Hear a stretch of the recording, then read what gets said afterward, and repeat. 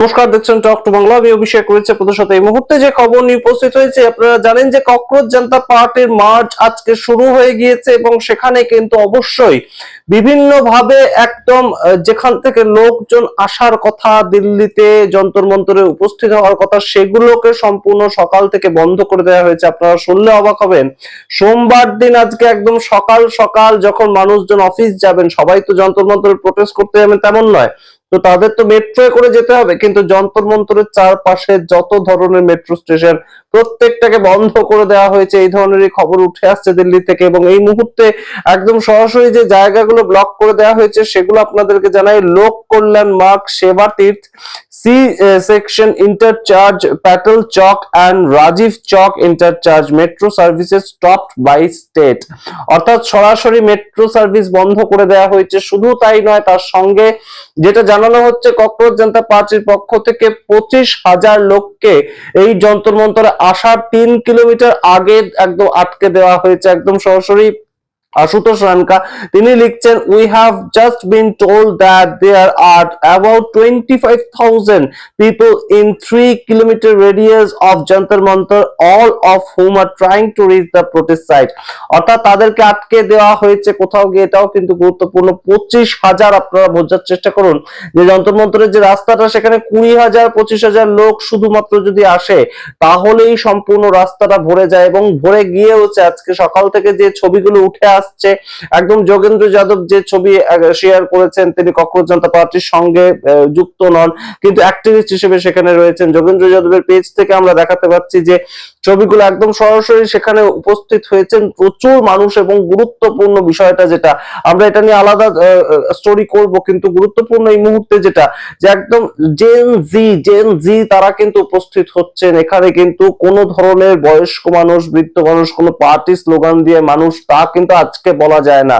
আজকের জন্য যে মানুষরা এসেছেন তারা জেন জি, তারা একদম সরাসরি কিন্তু একদম আমরা দেখতে পাচ্ছি 18-19 এই ধরনের বয়স, তার থেকে খুব বেশি হলে 28-29-30 এর বেশি কিন্তু লোকজন সেখানে একদম বিপুল মাত্রায় তাদেরকে দেখা যাচ্ছে না। সুতরাং কোথাও গিয়ে দেশের যুব সমাজ যাদেরকে বলা হয়, তা কিন্তু এই মুহূর্তে এসে উপস্থিত হচ্ছে ককরোচ জনতা পার্টির প্রোটেস্টে। এবং সেটা কিন্তু এই মুহূর্তে একদম দেখা যাচ্ছে যে যতজন যুক্ত হয়েছেন, তাহলে আপনারা বলবেন যে আসতেই তো দেওয়া হচ্ছে, তাহলে এত মানুষ যুক্ত হচ্ছেন কি করে? সেই ক্ষেত্রে একদম সরাসরি জানিয়ে রাখি যে গতকাল রাত থেকে পর্যন্ত দিল্লির রাস্তায় যন্তর মন্তরে এসে মানুষজন শুয়েছিলেন এবং অবশ্যই আজকে সকাল থেকে হয়তো পুলিশ প্রোঅ্যাক্টিভ হয়ে পড়েছে, রাস্তা আটকে দেওয়ার চেষ্টা করছে, কিন্তু গতকাল রাত্রিবেলা তো তারা প্রোঅ্যাক্টিভ হয়নি। সেই জায়গা থেকেই কিন্তু এই মুহূর্তে যে ছবিটা উঠে আসছে, আপনারা দেখতে পাচ্ছেন যে প্রতিটা জায়গাতেই আটকে দেওয়ার চেষ্টা হলেও বহু পরিমাণ মানুষ এসে যেমন যুক্ত হয়েছেন, ঠিক তেমন ভাবেই বহু পুলিশ মোতায়েন করা হয়েছে, বহু র্যাফ মোতায়েন করা হয়েছে। এবং সবচেয়ে গুরুত্বপূর্ণ, দিল্লি পুলিশের তরফ থেকে কিন্তু এই মুহূর্তে একটা একদম প্রেস বার্তাও দিয়ে দেওয়া হয়েছে এবং তারা জানাচ্ছে যে আজকে 20 তারিখের যে ককরোচ জনতা পার্টি প্রোটেস্টটা, সেটার জন্য কোনো ধরনের কোনো পারমিশন তাদের তরফ থেকে নেওয়া হয়নি।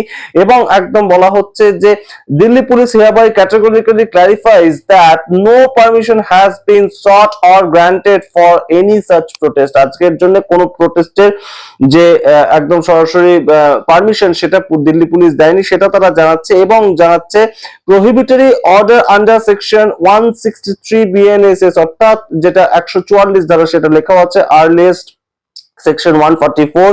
তো সেইটাও কিন্তু এই মুহূর্তে জারি করে দেওয়া হয়েছে ককরোচ জনতা পার্টির যে প্রোটেস্ট সংসদ চলো সেটার জন্য।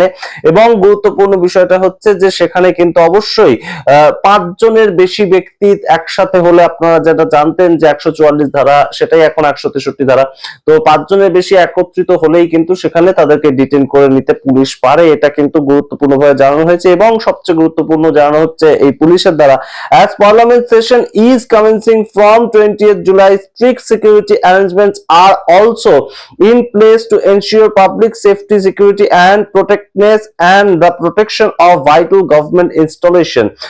Any person violating these prohibitory orders shall be liable for prosecution under section 223 BNS and other applicable prohibitions of the law. অর্থাৎ সরাসরি যদি এটা কেউ ভাঙার চেষ্টা করে, এই যে আইন, এই যে 144 ধারা যেটা এখন বর্তমানে বিএনএস অনুযায়ী যে 163 ধারা সেগুলো যদি কেউ ভাঙার চেষ্টা করে তাহলে অবশ্যই তাদেরকে কিন্তু বিএনএস এর 223 নম্বর ধারা অনুযায়ী সরাসরি একদম শাস্তিযোগ্য ভাবে কিন্তু তুলে নেওয়া হবে। সেইটাই কিন্তু এই মুহূর্তে দিল্লি পুলিশের তরফ থেকে সতর্কবার্তা দিয়ে দেওয়া হয়েছে।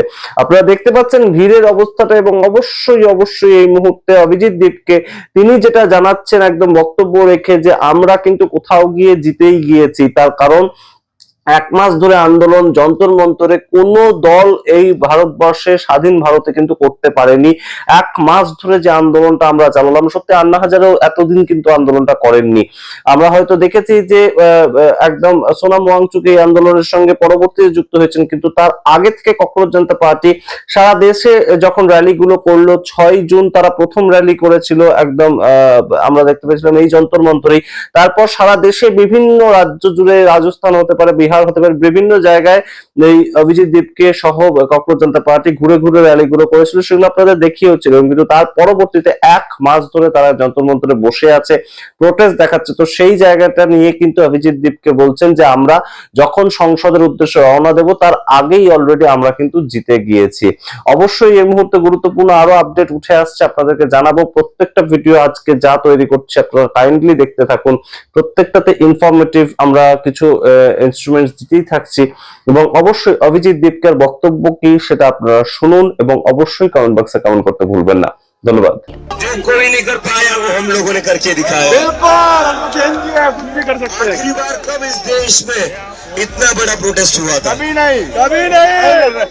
आजादी के समय जीत है, ये हमारी पहली जीत है। बिल्कुल कि हम यहाँ पर 1 महीना बैठे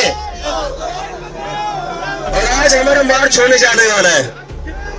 और कल तक जो लोग कह रहे थे कि परमिशन नहीं होगी, परमिशन नहीं होगी, वो आज मिलने बुला रहे कह रहे बताइए कहाँ से जाओगे।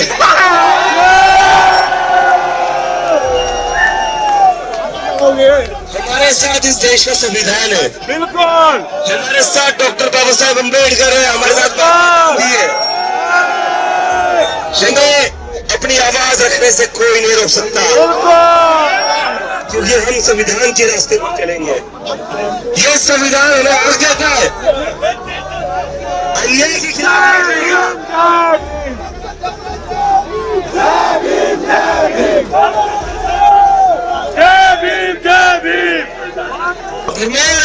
इस्तीफा दो, इस्तीफा दो, इस्तीफा दो, इस्तीफा तुमको देना होगा, देना होगा, देना होगा, धरना होगा, करना होगा। धर्मेंद्र प्रधान इस्तीफा दो, इस्तीफा दो, इस्तीफा दो, धर्मेंद्र प्रधान इस्तीफा दो। इस्तीफा दो, इस्तीफा दो। और जो नरेंद्र मोदी ने सोनम वांगचुक को यहाँ पर किडनैप करके उठाने के आदेश दिए, घसीट कर लेकर जाने के आदेश दिए, मोदी तेरी तानाशाही नहीं चलेगी, नहीं चलेगी, मोदी तेरी तानाशाही नहीं चलेगी, नहीं चलेगी, मोदी तेरी तानाशाही नहीं चलेगी, नहीं चलेगी, मोदी तेरी तानाशाही नहीं चलेगी, नहीं चलेगी।